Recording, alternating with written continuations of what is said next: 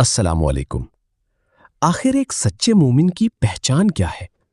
آخر ہم انسان حق کو پہچاننے کے باوجود بھی قبول کیوں نہیں کرتے؟ منافق کی پہچان کیا ہے؟ سورۃ البقرہ کی یہ آیات منافقت کی ایسی تصویر پیش کرتی ہیں جو ہمیں اپنے آپ کو پرکھنے پر مجبور کر دے گی۔ تو آئیے قرآن اردو تفسیر کے سلسلے کی دوسری کلاس ملاحظہ فرمائیں۔ سورہ بقرہ کی آیات 1 سے 20 تک کی مکمل تفسیر سنتے ہیں ڈاکٹر اسرار احمد کی زبانی۔ ہم سورہ بقرہ کا آغاز کرتے ہیں اور اس میں سب سے پہلے آ رہے ہیں حروف مقطعات الف لام میم۔ آج اگر اسی کے بارے میں ہم چند باتیں نوٹ کر لیں تو میں سمجھتا ہوں کہ آج کا حق ادا ہو جائے گا، اس سے آگے پھر انشاءاللہ کل چلیں گے۔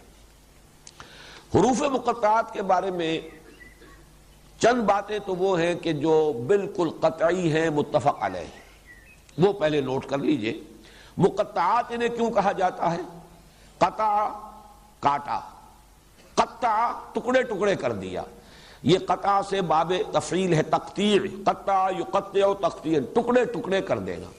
اس لیے کہا جاتا ہے کہ انہیں علیحدہ علیحدہ پڑھا جاتا ہے۔ لکھے ہوئے ہیں الف لام میم جڑے ہوئے، لیکن علم نہیں پڑھ سکتے اس کو۔ الف لام میم، ہے اور میم جڑے ہوئے لکھے ہوئے ملیں گے آپ کو قرآن میں، لیکن ہا میم علیحدہ علیحدہ پڑھے جائیں گے۔ یاسین، یاسین، طٰہٰ، الف لام را، کاف ہا یا عین صاد، علیحدہ علیحدہ۔ تو چونکہ انہیں علیحدہ علیحدہ پروناؤنس کیا جاتا ہے، اس لیے ان کو حروف مقطعات کہا جاتا ہے۔ ان کے بارے میں جو متفق علیہ باتیں ہیں، ان کا حتمی یقینی مفہوم و معنی کسی کو معلوم نہیں سوائے اللہ اور اس کے رسول صلی اللہ علیہ وسلم۔ قال و اقول بہت ہے، لوگوں نے رائے دی ہیں، اپنا اپنا ذوق ہے، اپنے مزاج کی مناسبت سے باتیں کہی ہیں، لیکن اس پر تقریباً اتفاق ہے کہ ان کا یقینی حتمی مفہوم کسی کو معلوم نہیں۔ یہ ایک راز۔ ذالک الکتاب لا ریب فیہ، یہ وہ کتاب ہے اس میں کوئی شک نہیں۔ الکتاب اس لیے کہا گیا ہے کہ قرآن مجید کی پیشین گوئیاں اور خوشخبریاں سابقہ کتابوں میں موجود تھیں، اور چونکہ اس سورہ مبارکہ میں اصل خطاب کا رخ جو ہے وہ ہے سابقہ امت مسلمہ کی طرف، تو ذالک کتاب نہیں کہا گیا، ذالک کتاب لا ریب فیہ نہیں، ذالک الکتاب، یہ وہ کتاب ہے، کتاب موعود ہے جس کی پیشن گوئیاں تورات اور انجیل میں موجود تھیں۔ لا ریب فیہ، اس میں کوئی شک نہیں۔ حرف اورا ریب، نئے، تبدیل، نئے، یہی الفاظ آئے ہیں سورہ سجدہ کے شروع میں بھی۔ الف لام میم تنزیل الکتاب لا ریب فیہ رب العالمین، لا ریب فیہ من رب العالمین، فیہ ھدی للمتقین۔ فیہ دونوں طرف مل سکتا ہے، لا ریب فیہ اسے معانقہ کہتے ہیں۔ لا ریب فیہ پڑھیں گے تو ھدی سے شروع کر دیں گے، لا ریب پر ختم کر دیں گے تو فیہ ھدی للمتقین، یہ دونوں معنی درست ہوں گے۔ ھدی للمتقین یہ ہدایت ہے، رہنمائی ہے اہل تقوی میں جو بچنا چاہیں۔ تقوی کا اصل مفہوم سمجھ لیجئے، وقا یقی کسی کو بچانا، تقوی خود بچنا۔ جن لوگوں کے اندر فطرت سلیمہ ہوتی ہے، ان میں اخلاقی حس موجود ہوتی ہے، وہ بری چیز سے بچنا چاہتے ہیں، بھلی کو حاصل کرنا چاہتے ہیں۔ وہ لوگ ہیں کہ جو گویا کہ اس قرآن کا اصل مخاطب ہے، وہی اس سے استفادہ کر سکیں گے۔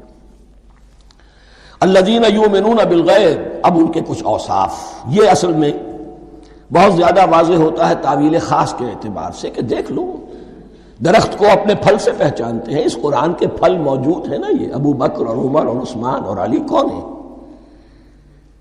یہ جو مہاجرین آئے ہیں چل کر، مدینے والوں دیکھو یہ کون ہیں، ان کی شخصیتیں کیا ہیں، ان کا کردار کیا ہے، ان کے اوصاف کیا ہے، یہ کس درخت کے پھل ہیں؟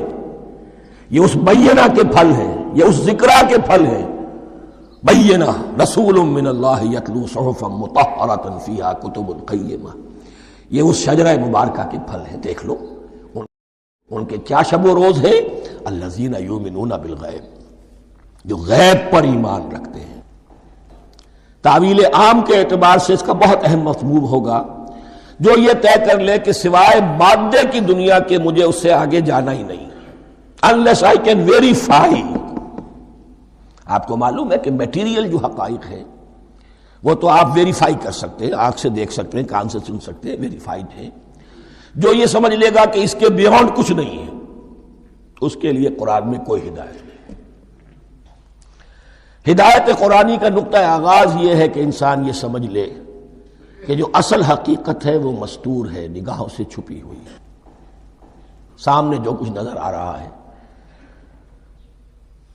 ایک انگلستان کے بہت بڑے فلسفی کی کتاب کا عنوان ہے appearance and reality, reality and appearance, Bradley کی کتاب۔ اپیئرنس جو کچھ نظر آ رہا ہے یہ حقیقت نہیں، حقیقت اس کے پیچھے ہے۔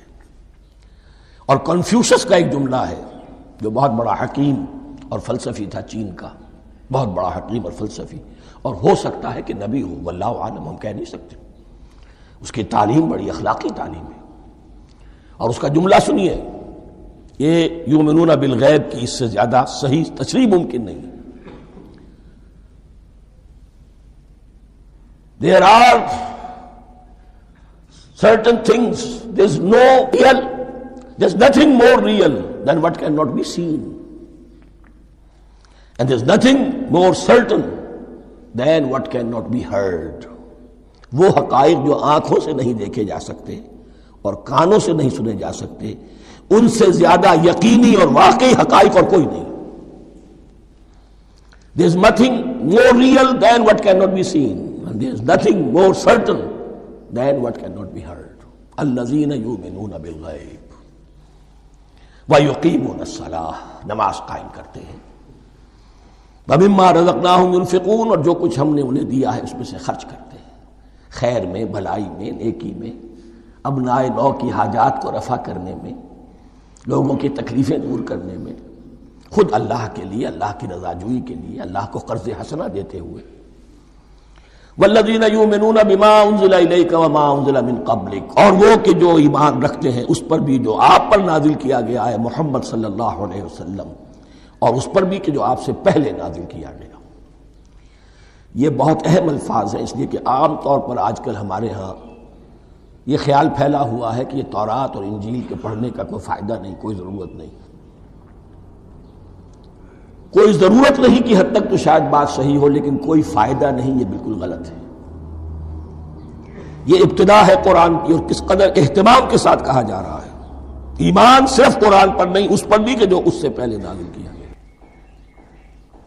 اور سورہ نساء کی آیت، اور سورہ نساء نازل ہوئی ہے کہیں جا کر سن 6 ہجری میں، یا ایھا الذین آمنوا آمنوا باللہ ورسولہ والکتاب الذی نزل علی رسولہ والکتاب الذی انزل من قبل۔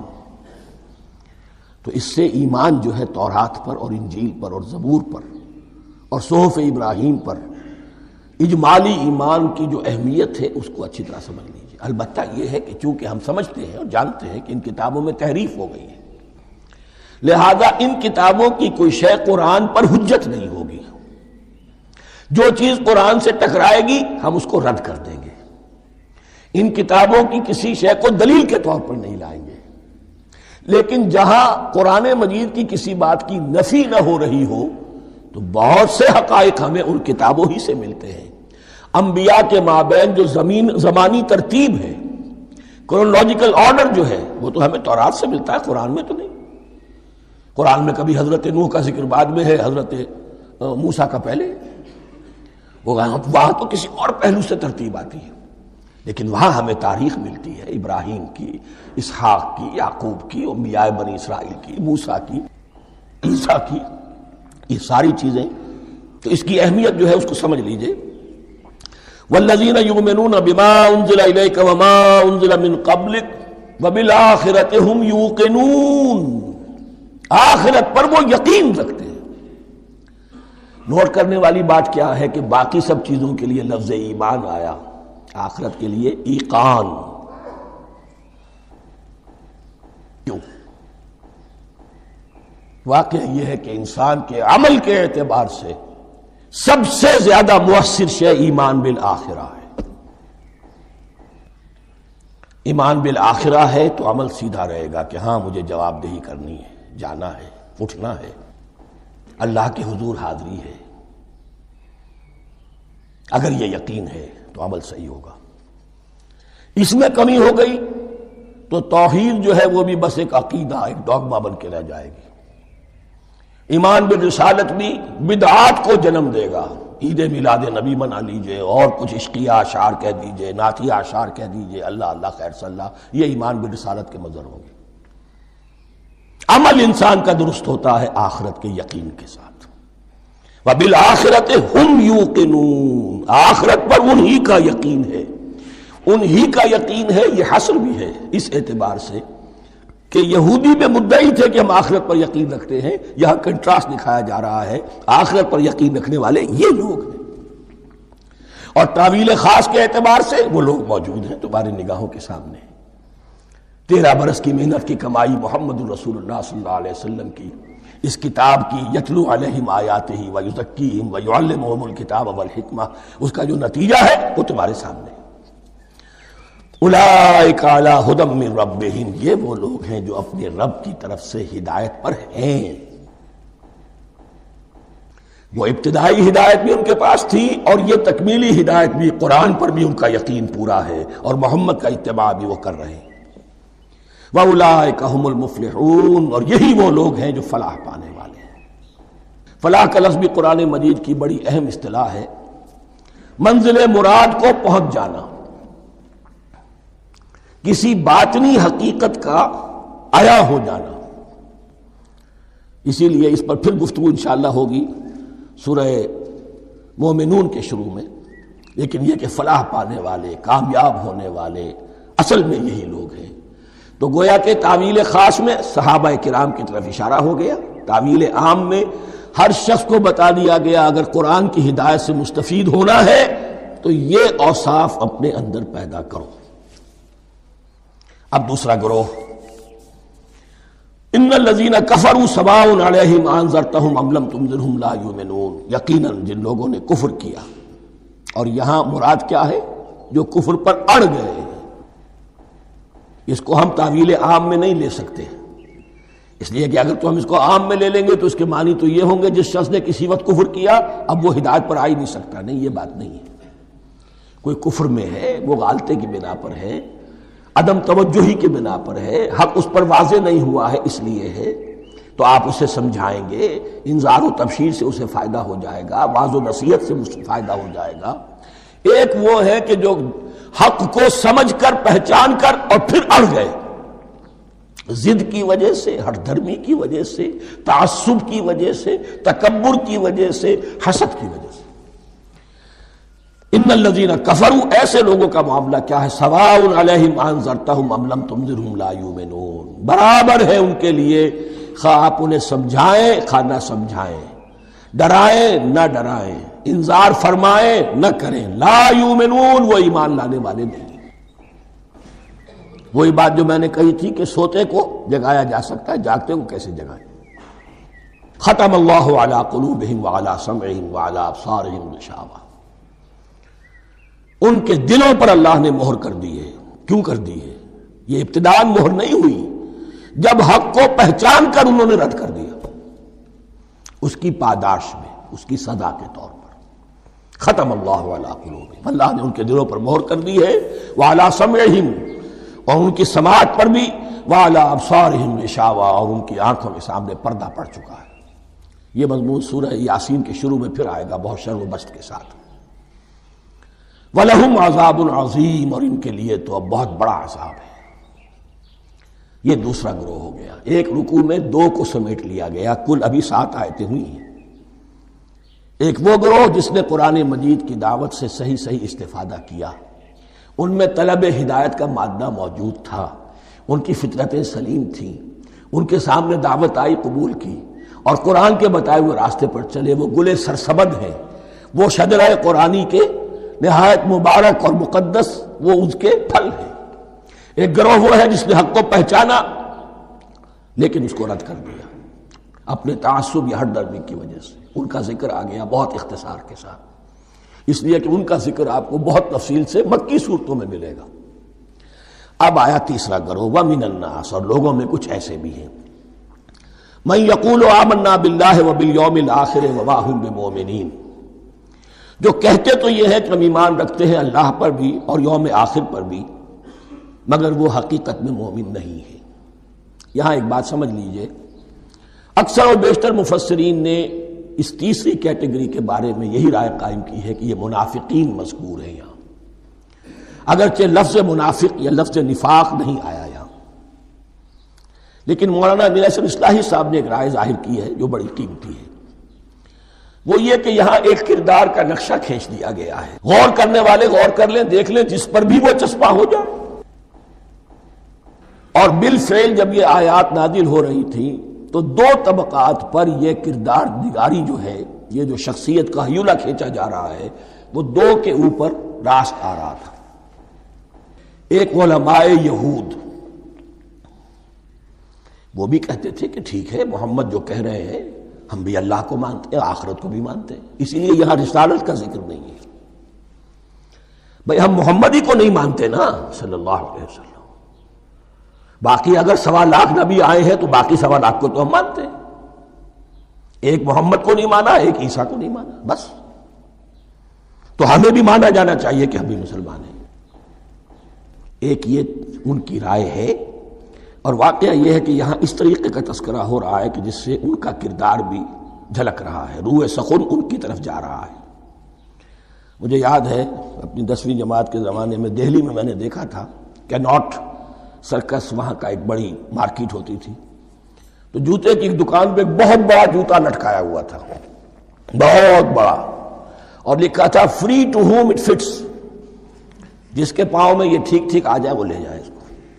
تو یہ free to whom it fits ہے، ایک کردار ہے، اب یہ کردار جس کے اوپر بھی فٹ بیٹھ جائے، ان میں یقیناً زیادہ تو غلبہ یہی ہے جو مفسرین کی رائے ہے، منافقین کا معاملہ جو ہو رہا ہے، لیکن یہ کردار بعین نہیں فٹ بیٹھ رہا ہے یہود کے علماء پر۔ اور یہ بھی نوٹ کر لیجئے کہ جو مدینہ منورہ میں نفاق کا جو پودا پروان چڑھا ہے، بلکہ پودا نہیں کہنا چاہیے، جھاڑ جھکاڑ جو پروان چڑھا ہے، وہ یہودیوں کے زیر اثر، جیسے جنگل کے اندر بڑے بڑے درخت بھی ہوتے ہیں اور اندر جو ہے نیچے جھاڑیاں بھی ہوتی ہیں، تو یہ نفاق کا جھاڑ جھکاڑ جو ہے وہ یہودی علماء کا جو پودا تھا، اور بہت بڑا تھا، اس میں کوئی شک نہیں، اس کے سائے میں پروان چڑھا ہے۔ ان دونوں میں معنوی ربط بھی ہے۔ وَمِنَ النَّاسِ مَن يَقُولُ آمَنَّا بِاللَّهِ وَبِالْيَوْمِ الْآخِرِ وَمَا هُم بِمُؤْمِنِينَ، اور لوگوں میں سے کچھ ایسے بھی ہیں جو کہتے تو یہ ہے کہ ہم ایمان رکھتے ہیں اللہ پر اور یوم آخر پر، لیکن وہ مومن نہیں ہیں۔ يُخَادِعُونَ اللَّهَ وَالَّذِينَ آمَنُوا وَمَا يَخْدَعُونَ إِلَّا أَنفُسَهُمْ، وہ دھوکہ دینے کی کوشش کر رہے ہیں اللہ کو اور اہل ایمان کو۔ دیکھیں یخادعون جو ہے یہ باب مفعلہ ہے، باب مفعلہ میں کشمکش ہوتی ہے، کشاکش ہوتی ہے، لہذا ترجمہ میں نے کیا کوشش کر رہے ہیں۔ وما یخدعون الا انفسهم، یہ ثلاثی مجرد میں آ گیا، اور نہیں دھوکہ دے رہے مگر صرف اپنے آپ کو، یہ یقینی ہے اپنے آپ کو تو دھوکہ دے رہے ہو، لیکن یہ کہ اللہ اور اس کے رسول کو اور اللہ اور اہل ایمان کو دھوکہ نہیں دے سکتے۔ سورہ نساء کی آیت نمبر 142 میں یہ کھل کر منافقین کے بارے میں یہی الفاظ آئے ہیں، ان المنافقین یخادعون اللہ وہو خادعہم، یقیناً منافقین جو ہے وہ اللہ کو دھوکہ دینے کی کوشش کر رہے ہیں اور اللہ انہیں دھوکہ دے رہا ہے۔ وما یشعرون، انہیں اس کا شعور نہیں ہے۔ یہ بہت اچھی طرح نوٹ کر لیجئے، منافقین کی بھی اکثریت وہ تھی جنہیں اپنے نفاق کا شعور نہیں تھا،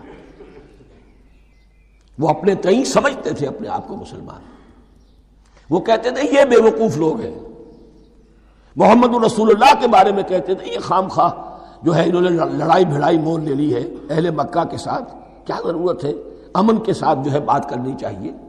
وہ سمجھتے تھے کہ ہم خیر خواہ ہیں، ہم بھلی بات کہہ رہے ہیں، یہ بیوقوف لوگ ہیں، دیکھتے نہیں کہ کس سے ٹکرا رہے ہیں، ہاتھ میں اسلحہ نہیں ہے اور لڑائی کے لیے جا رہے ہیں، تو بیوقوف تو یہ ہے۔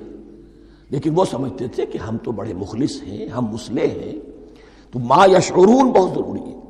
بعض لوگ منافق ایسے بھی تھے کہ جو اسلام میں داخل ہی ہوتے تھے دھوکہ دینے کی خاطر، اور ان پہ پہلے دن سے واضح ہوتا تھا کہ ہم مسلمان نہیں ہیں، ہم نے اسلام کا لبادہ اوڑھا ہے صرف دھوکے کے لیے، اس کا ایک ذکر سورہ آل عمران میں آئے گا، لیکن اکثر و بیشتر منافقین دوسری طرح کے تھے جنہیں اپنے نفاق کا شعور حاصل نہیں تھا۔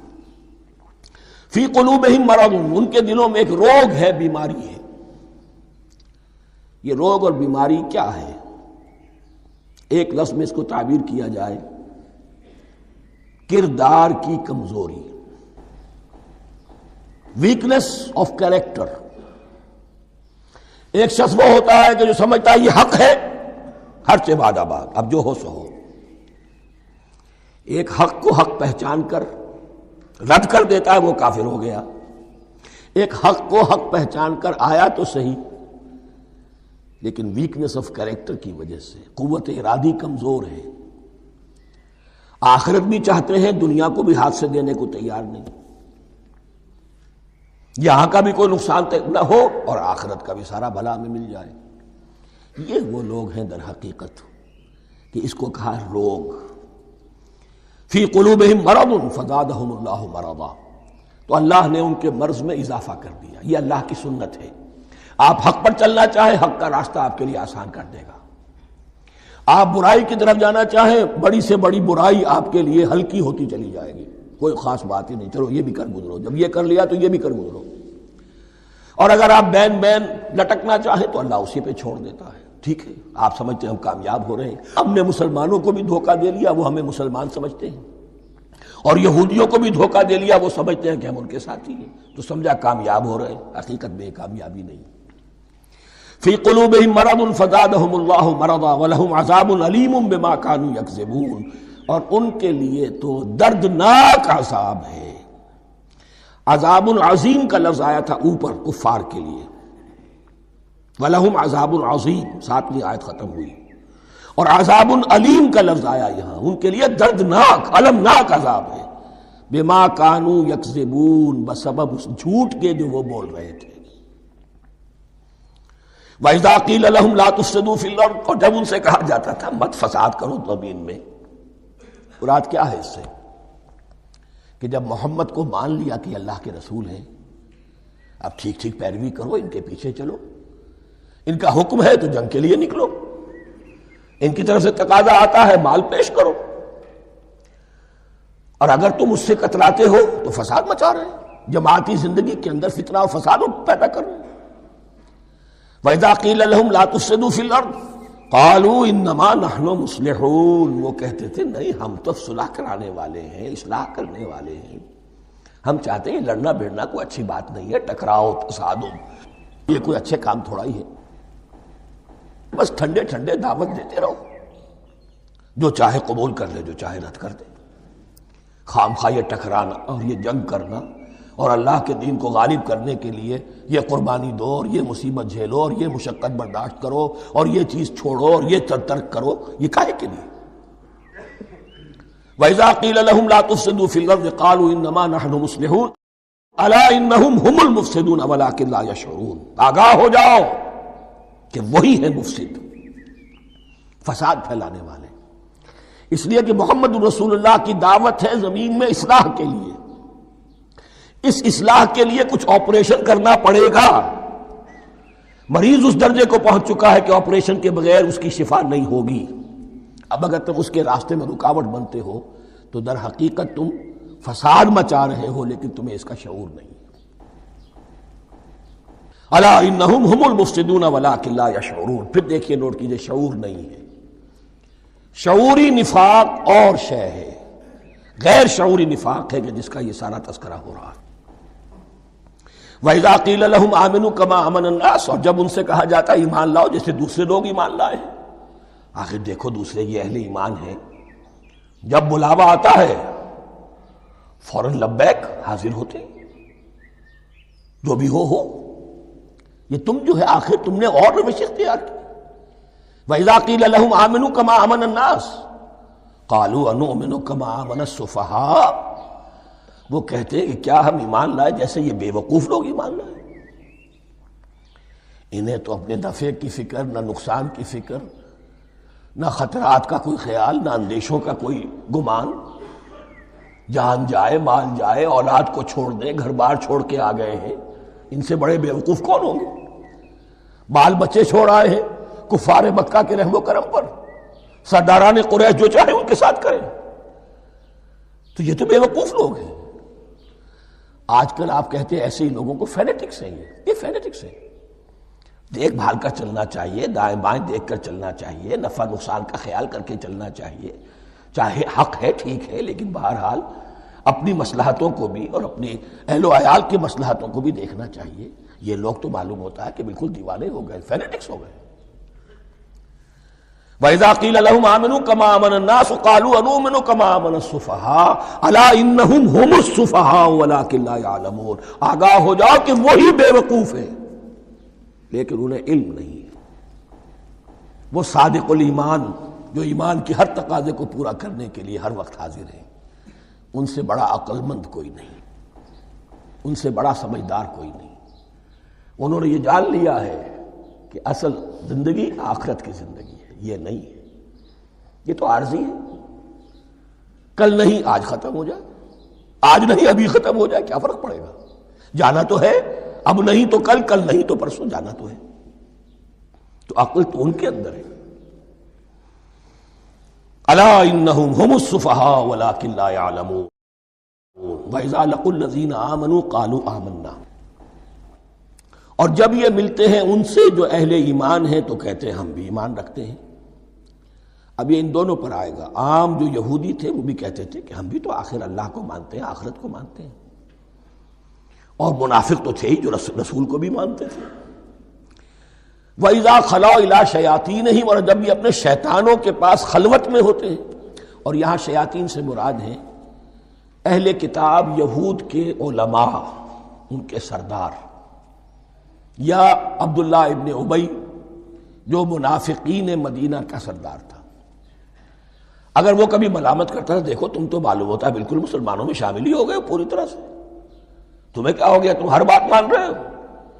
اب انہیں یہ کچھ نہ کچھ اپنی وفاداری کا یقین دلانے کے لیے کہنا پڑتا تھا، نہیں نہیں ہم انہیں بیوقوف بنا رہے ہیں، ہم ان سے ذرا تمسخر کر رہے ہیں، ہم ہیں آپ کے ساتھ ہی، آپ فکر نہ کریں. اسی لیے یہ دو منہ ہونا. نفق کہتے ہیں سرنگ کو جس کے دو دروازے ہوتے ہیں، باقی زیر زمین ہے. نافقہ گوہ کا بل ہے کہ دو دروازے رکھتا ہے، دو اس کے منہ رکھتا ہے کہ ادھر سے اگر کتا داخل ہو جائے شکار کے لیے تو ادھر سے نکل بھاگے، ادھر سے آئے تو ادھر سے نکل بھاگے. تو دو منہ انسان، یہ در حقیقت جس کو پھر سورہ نساء میں کہا گیا لا الہ ہؤلاء ولا الہ ہؤلاء، نہ ادھر کے ہیں نہ ادھر کے، مذبذبین بین ذالک، اس کے درمیان مذبذب ہو کر رہ گئے. یہ شیطان کا لفظ یہاں سمجھ لیجئے کہ اس کے دو رائے ہیں کہ یہ شطنہ سے بنا ہے یا شات سے بنا ہے، شین الف توئے یا شین تو نون. شطنہ کے معنی تباعدا، کوئی بہت دور ہو گیا، دور ہو گیا. شیطان سے مراد جو اللہ کی رحمت سے بہت دور ہو گیا. اور شاتا یشیتو کے معنی ہے احترق غضبا وحسدا، کوئی شخص غصے اور حسد کے اندر جل رہا ہو، وہ شاتا یشیتو ہے. اس سے فعلان کے وزن پر، رحمان کے وزن پر، غضبان کے وزن پر شیطان، یعنی وہ کہ جو حسد اور غضب کی آگ میں جل رہا ہے. تو یہ ایک تو شیطان وہ ہے کہ جو جنات میں سے ہے، جس کا نام عزازیل تھا پہلے، اب ہم اسے ابلیس کے نام سے جانتے ہیں. وہ ایک شیطان ہے، جنی ہے. پھر یہ کہ جو بھی اس کے پیروکار ہیں دنیا میں انسانوں میں سے ہوں یا جنات میں سے ہوں، وہ بھی شیاطین ہیں. اسی طرح اہل کفر، اہل زیغ کے جو بڑے بڑے سردار ہوتے ہیں ان کو بھی شیطان سے تعبیر کیا گیا.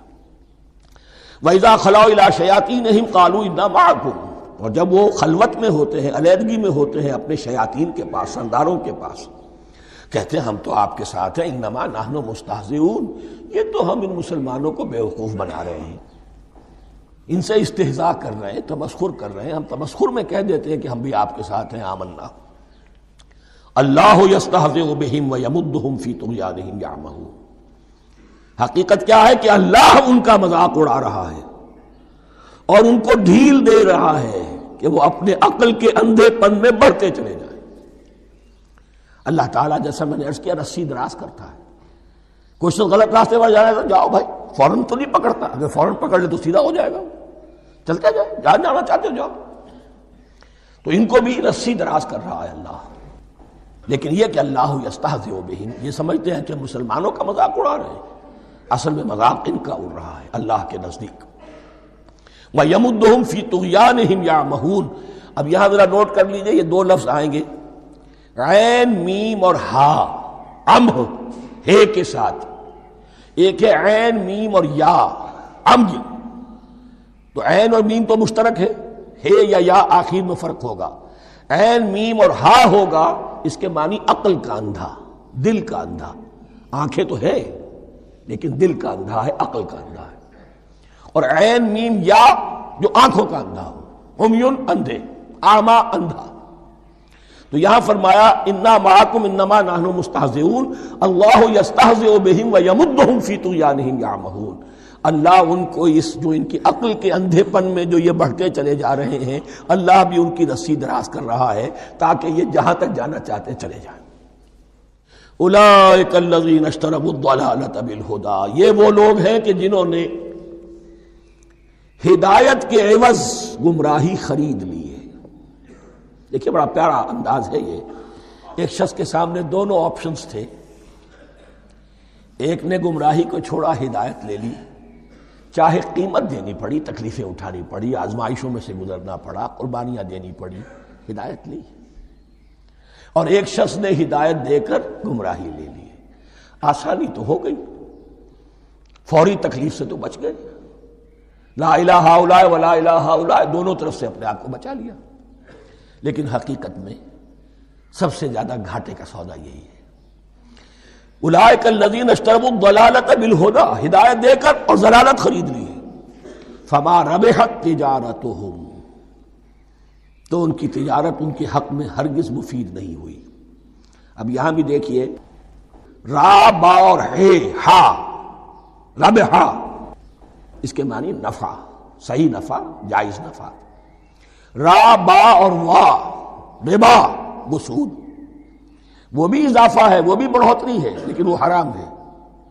ایک ہے تجارت کے اندر جو نفع ہو جائے وہ ربح ہے، را با اور ہا یہ نفع ہے جو جائز نفع ہے، را با اور وا ربا یہ کیا ہے؟ یہ سود ہے، یہ حرام ہے۔ را اور با مشترک ہے، آگے ہا آگے اور با اس کا فرق ہے۔ فما ربحت تجارتہم وما کانوا مہتدین، ان کی تجارت ان کے حق میں ہرگز مفید نہیں ہوئی اور نہیں ہے اب یہ ہدایت پانے والے۔ مثلہم، اب یہاں دو تمثیلیں آ رہی ہیں بڑی پیاری۔ پہلی تمثیل ہے کفار کے بارے میں، دوسری تمثیل ہے یہ بین بین والے لوگوں کے بارے میں۔ پہلوں کے لیے کیا تمثیل ہے؟ مثلہم کمثل الذی استوقد نارا، ان کی مثال اس شخص کی سی ہے جس نے آگ روشن کی۔ ایک نقشہ کھینچا جا رہا ہے، اندھیری شب ہے جدا اپنے قافلے سے ہے تو، تیرے لیے ہے میرا شعلہ نوا قندیل۔ اندھیری شب ہے، قافلہ بھٹک رہا ہے، کچھ لوگ بڑی ہمت کرتے ہیں، اندھیرے میں بھی ادھر ادھر سے لکڑیاں جمع کرتے ہیں اور آگ روشن کر دیتے ہیں، لیکن عین اس وقت جب آگ روشن ہوتی ہے کچھ لوگوں کی بینائی سلب ہو جاتی ہے۔ پہلے وہ اندھیرے میں اس لیے تھے کہ روشنی نہیں تھی، اب وہ اندھیرے کے اندھیرے میں رہ گئے کہ روشنی تو خارج میں آ گئی، اپنی اندر کی روشنی گل ہو گئی، بصارت سلب ہو گئی۔ یہ مثال ہے ان کفار کی کہ حضور کی آمد سے پہلے سب بھٹک رہے تھے، کوئی حقیقت واضح نہیں تھی، قافلہ انسانیت بھٹک رہا تھا اندھیری شب میں۔ محمد الرسول اللہ آئے، انہوں نے آگ روشن کر دی، اب راستہ کھل گیا، ہدایت واضح ہو گئی، لیکن کچھ ضد یا تعصب یا تکبر یا حسد کی بنیاد پر کچھ لوگوں کی اندر کی بینائی زائل ہو گئی، تو وہ تو ویسے کے ویسے بھٹک رہے ہیں جیسے پہلے اندھیرے میں تھے، ویسے ہی اب اندھیرے میں ہیں۔ روشنی میں آنے والے تو وہ ہیں، دیکھ لو جن کا ذکر سب سے پہلے ہوا ہے۔ مثلہم کمثل الذی استوقد نارا، اس شخص کی سی ہے کہ جس نے آگ روشن کی، فلما اضاءت ما حولہ، جب اس آگ نے اپنے ماحول کو گردا گرد کو روشن کر دیا، ذہب اللہ بنورہم، اللہ ان کی نور بصارت کو لے گیا، سلب کر لیا اللہ نے، وترکہم فی ظلمات لا یبصرون، اور چھوڑ دیا انہیں ان اندھیروں کے اندر کہ وہ کچھ نہیں دیکھتے۔ صم بکم عمی فہم لا یرجعون، اصم کہتے ہیں بہرے کو، سم جمع ہے اس کی، سمن. اب کمو کہتے ہیں گونگے کو، بکمن اس کی جمع ہے. آما کہتے ہیں اندھے کو، عمیٌ اس کی جمع ہے. یہ بہرے ہیں، گونگے ہیں، اندھے ہیں. فہم لا یرجعون، اب یہ لوٹنے والے نہیں.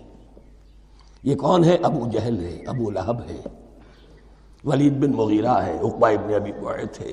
یہ سب کے سب ابھی زندہ ہیں جب یہ آیات نازل ہو رہی ہیں. ابھی تو غزوہ بدر ہوگا سن 2 ہجری میں، اور اس میں یہ سب جو ہیں واصل جہنم ہوں گے. ابھی تک تو ہے نا. یہ لوگ ہو گئے اس کی مثال. وَمَثَلُهُمْ كَمَثَلِ الَّذِي اسْتَوْقَدَ نَارًا فَلَمَّا أَضَاءَتْ مَا حَوْلَهُ ذَهَبَ اللَّهُ بِنُورِهِمْ وَتَرَكَهُمْ فِي ظُلُمَاتٍ لَا يُبْصِرُونَ صُمٌّ بُكْمٌ عُمْيٌ فَهُمْ لَا يَرْجِعُونَ. اب دوسری مثال. أَوْ كَصَيِّبٍ مِّنَ السَّمَاءِ، یا بڑی زور کی بارش برس رہی ہے آسمان سے. فِيهِ ظُلُمَاتٌ، اس میں اندھیرے بھی ہیں، وَرَعْدٌ اور گرج ہے، وَبَرْقٌ اور بجلی چمک رہی ہے. یجعلون اصابعهم فی اذانهم من الصواعق حذر الموت.